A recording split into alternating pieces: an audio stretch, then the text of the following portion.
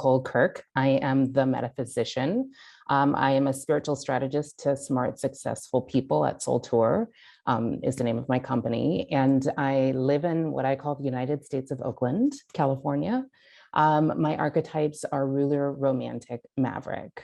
When you found out that you were a ruler, were you surprised or did it make sense? What was your initial thoughts around that? No, it was like my whole entire life made sense. Stories my mom told about me as a kid made sense. You know, I had just done preschool tours with my 4-year-old, well, then she was 2. And all the other parents were asking about curriculum. And I was asking how many kids there were in the school and doing the math on what the school's annual revenues likely were. And was like, wow, y'all are great businesswomen. You know, it just is who I am. Tell me more about that, where I've heard from a lot of rulers that they were called bossy as kids. Did that come up for you? Yes, and I think there's an interesting cultural nuance, which is that is a good thing to be as a little Black girl. In our culture, it tends to be relatively matriarchal. So yes, I was called bossy, but that was sort of a compliment.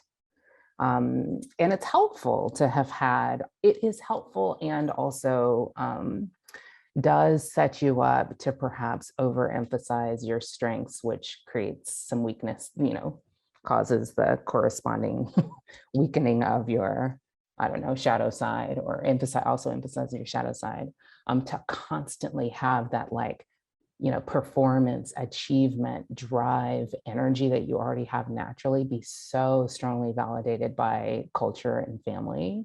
I do think something that I saw once I started to learn my archetypes was that ruler had kind of become who I was in a way that like eclipsed virtue. Ruler is a dominant energy. So it kind of eclipsed all of the other things about my personality. It eclipsed all of the other things about like relationships and like that. So it was helpful to see. It is very true that just the light of awareness starts to dissolve those patterns. And I really saw a lot in the course that began to dissolve and just break the pull of some of those like things that were invisible shadows for me.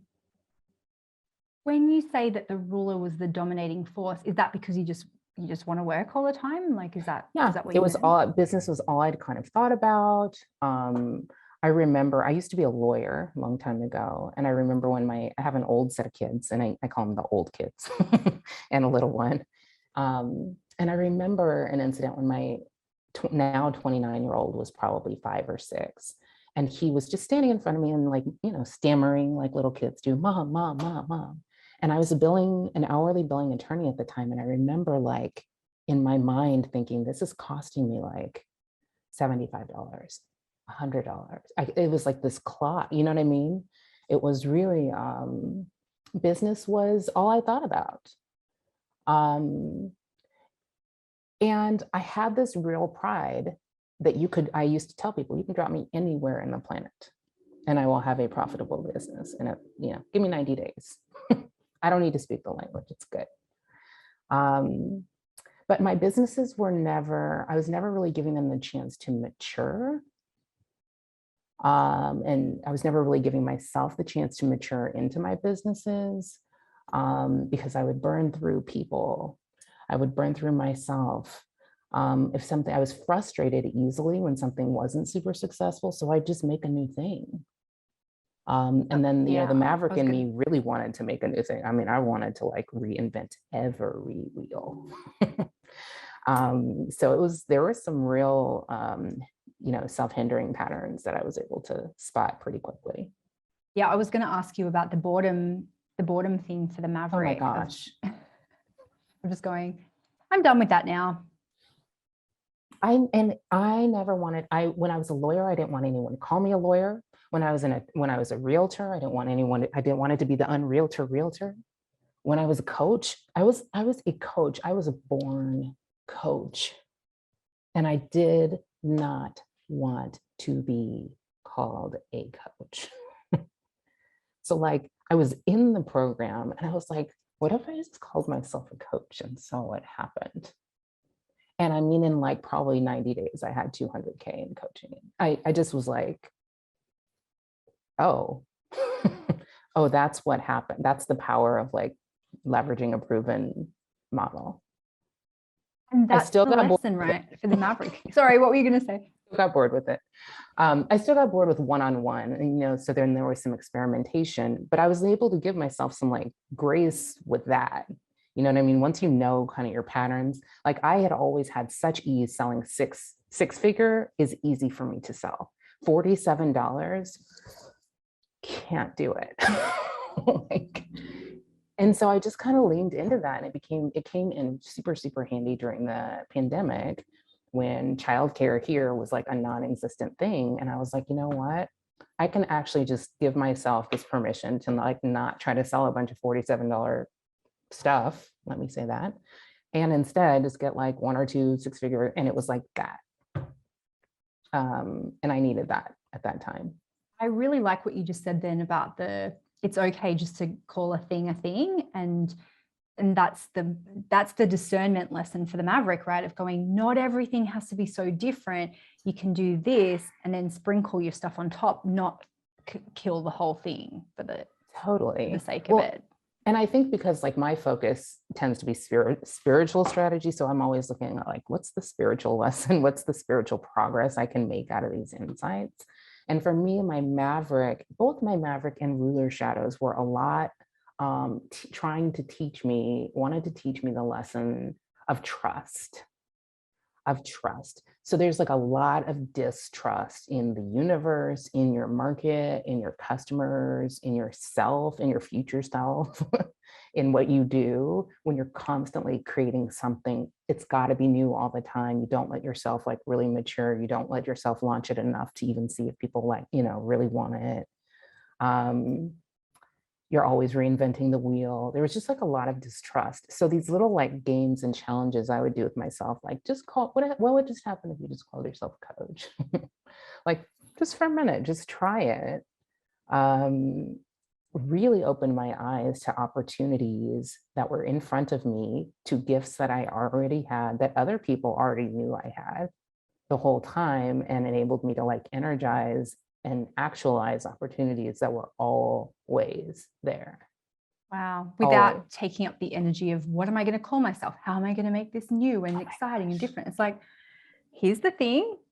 And you're the different. I'm the your newness. Energy. Yeah. Like I'm the newness, my story, my experience, my journey, my like the weird way my brain works and integrates spirit and strategy. That's plenty. That's plenty. But people have to know what you do without it being complicated, because everybody's so overwhelmed and inundated with like information. And even now, like I do very, very little one-on-one coaching right now, but I still, when people out in the world ask me what I do, I just say, I'm a coach. And 9 times out of 10, they're like, I need a coach. It's like, click, click, click. I can predict it. And I'm like, that's great. You can't hire me because no, but. Now, Tara, I'm really curious about how your romantic is showing up for you, because I have your same archetypes, but in different order. I'm ruler, Maverick, romantic. Okay. And so I think my rule and romantic go between, my rule is like, you can never have time off. You just have to work. And then I think my romantic would be happy, like reading all day and doing nothing. And so they kind of battle against each other a little bit. And I'm just curious, because yours is the second one, if that mine just spin each other up. Yeah. So as I mentioned, during the pandemic, childcare was in a hot mess here, and I'm a single mom. The solution I came up with was to join the country club down the street, because their kids club was open. So like now I have this kind of amazing workday ritual. She's back in school, but I drive her to school, and I pack up her stuff for school, and I pack up my stuff for country club. and I drive her to school, and I go get in the hot tub and I do the steam room, and then I work. And I'm actually, funny enough, like oddly organically creating like almost like an influencer relationship with the club, because I'm constantly like posting stuff there and shooting videos there and that sort of thing. But I just find myself I find myself working in very luxurious settings all the time. Do I do give myself a lot. I tend to my state a lot more than I think an average ruler might.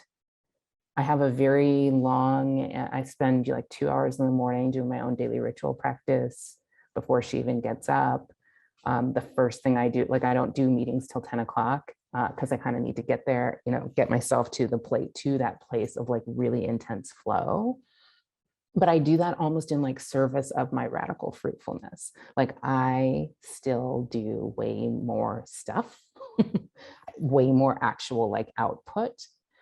But I tell you, I can no longer do it in that like productivity fetish way.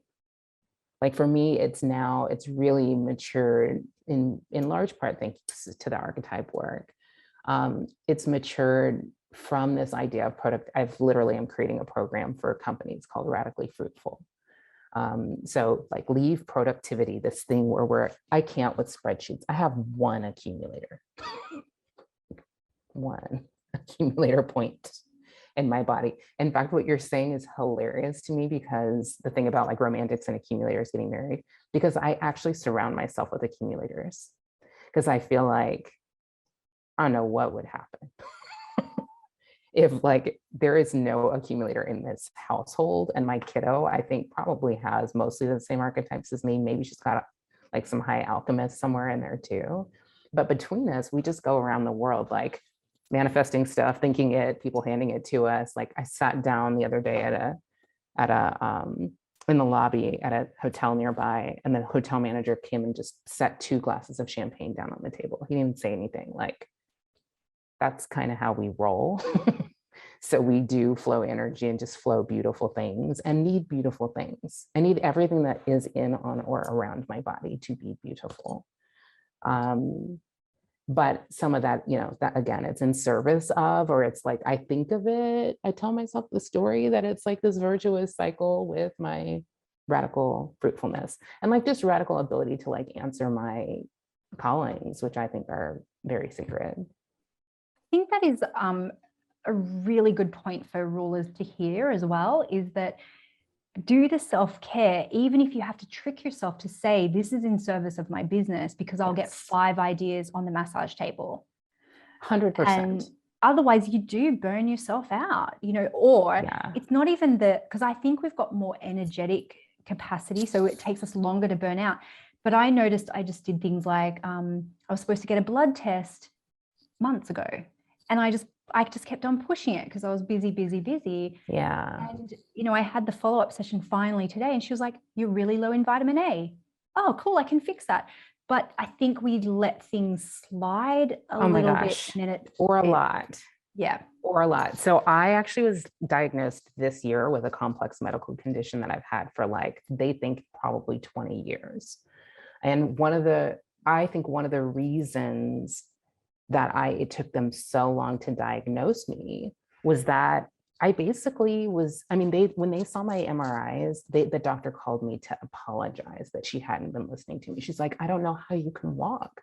Like in my almighty ruler power, I've been like sort of able to keep ticking and able to keep doing stuff and not even really paying attention to that like frog in the pot phenomenon where like, like there's actually like pain, and then I was getting like fractures and all this stuff, and I was like, guys, there's something wrong, and they were like, oh, I don't know, you look good, you're the picture of health.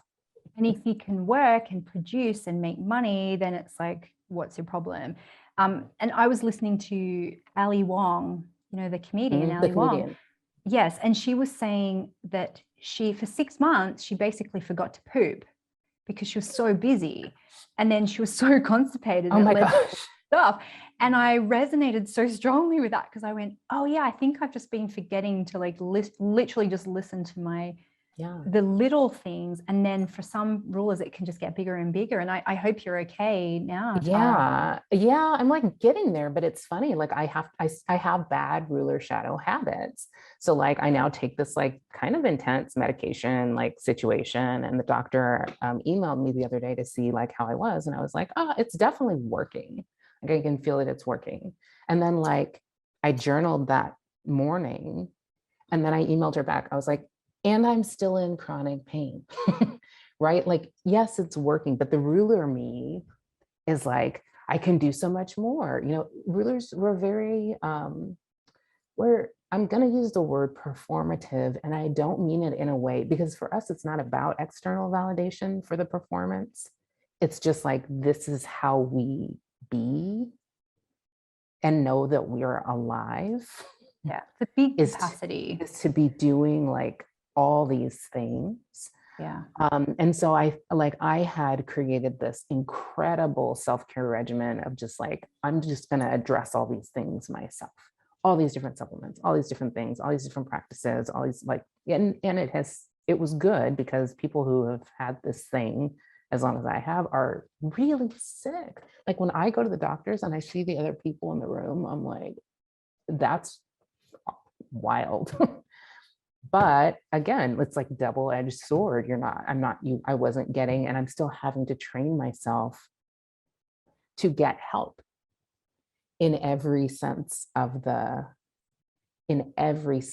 like more help with my kids, more help with my business. To get good at delegating has been a whole path for me. Like strategically, I've spent a lot of time like doing both the strategic and spiritual work of like, she sent me that email, I sent her that email back. Is that the email you would send back if you really wanted that level of help that you say you want? You might not want to send that email, Tara. Like shift the energy of, you know what I mean? So it's like, What makes you buy a program or buy something for your business or personal development, and what kind of turns you off and what makes you hesitate? Yeah. But I want to ask for you, Tara, to add on to yours, because you said everything has to look beautiful, right? And so a lot of the romantics talk about that branding is so important when you buy something. Tell me if that's something that's for you, or it's more about the ruler side. For like buying courses, much more the ruler side.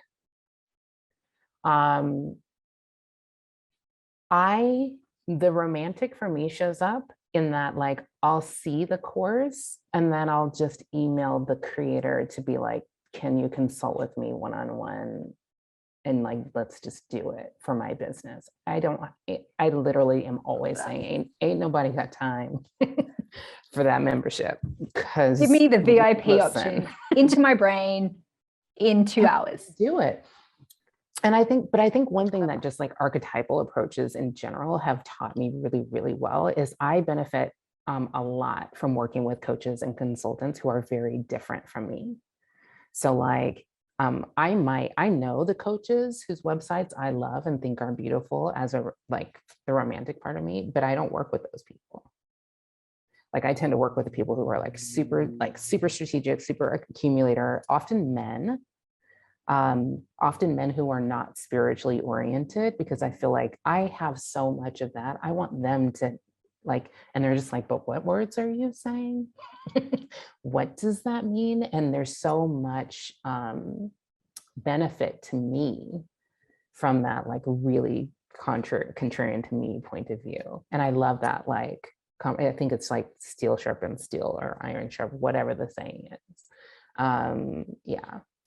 I think that is the ruler. We just go, what can I do with you? What can I do with you? What can I do with you? Yes. So I think that's fascinating that that for you, you're just like accumulators, because they've got the system, I guess, that maybe we don't have maybe the patience to do, or we're just smart. We go, someone's figured that out. Like, let's just Well, both. Like first, I'm definitely not like I understand systems, but am I going to create one? Definitely not. No. You know. the flip side of that though, who are you attracting? Do you know what archetypes come to you? They are rulers, they are alchemists. They're rulers and alchemists. I get a lot of like ruler accumulator mix, which I think is an actually kind of a rare mix. And I've had a number of people in my own coaching practice that were that. I think that's like a very powerful combination. But yeah, there's something in my energy that's very like expansive, and many of them are like smart and successful in their corporate jobs, but feel kind of like aliens because they have this like repressed desire for greatness. And I'm like, everything about me gives them permission to let that out. So they're like a lot of rulers, a lot of maverick, a lot of ruler, a lot of alchemist. I wrote a book on transformation. So like the alchemists are like, you're on people. Yeah. Yeah, that's so fascinating, because I think I assumed that I attracted rulers because I'm a ruler. And so I marketed a lot of things like a ruler, but actually it's the accumulator nurturers for me. And so, but they're the ones that aren't in their real shadow side. They're ones who have that desire for more. But I just made so many mistakes because I was like, oh, everyone thinks like a ruler and they don't need information about, what to join. Just do it. And I will say, like, when I first started one of my larger sort of entry-level program, I called it the School of Upliftment. And I got a lot of nurturers and connectors. And then I was like, oh, this is so much, because I have, in psychology, we would call it a magnet. I have like a not great magnet. My ruler attracts a lot of like actually inner shadow nurture connectors who just like want my approval. And I'm like, oh no, once you need it, I can't, sorry. Like this is not going to work out. So then I changed a lot of my marketing to be a lot more just kind of like me. And it started to bring out those who are like seeking expansion. The word mastery is actually in the title. And so that's like a lot of ruler alchemist energy. It is so fascinating. Yeah.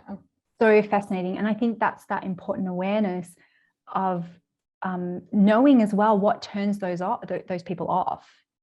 Mastery, so you don't attract them anymore. Mastery to some of those people is just like, that doesn't even sound like a thing that they want. But like I always was turned off by programs that said passive income or like quit work. I was like, but for what? Like, why would you do that? And I've had interesting conversations with other coaches who teach like financial income, financial independence or whatever. And I'm like, I've multiple times in my life, I came out of Silicon Valley. So I've had checks for millions of dollars handed to me. And I was like, cool. All right. So what are we going to build? Now what are we going to do? Or I'll take a few months. Now what are we going to do? Yeah. Because rulers, I think, need to be creating. All the time. Absolutely. And that's where I think that disconnect comes sometimes, where people think that people are doing that for retirement instead of for expansion. Of going, but I want to do all the things. I want to build multiple empires. But we have to learn to do it with ease and grace, because otherwise we can just burn ourselves out with it. Yeah. And let things for me, I've started to my mantra is I let things take the time they take. I let things take the time they take. And I get the joy out of the creation process versus like hustling to some outcome, because there's always another outcome. Absolutely.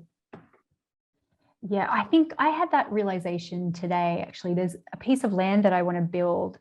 It's like an old sawmill, and it's like this derelict kind of, 20 different derelict buildings, and they're all brown and I go past it and I just go, I'm going to own that one day, and I'm going to turn it into, like a magnolia kind of thing. But I haven't even thought about of course it's going to be monetized because it's going to be a retail space. But that's not important to me. It's the creation of making these crusty old buildings into these beautiful things. But I need accumulators on my team to crunch the numbers, because otherwise I could very easily create all of these money pits just because it's fun. And it's fun to, you know, to create it. Which yeah, I think you guys I've actually done that.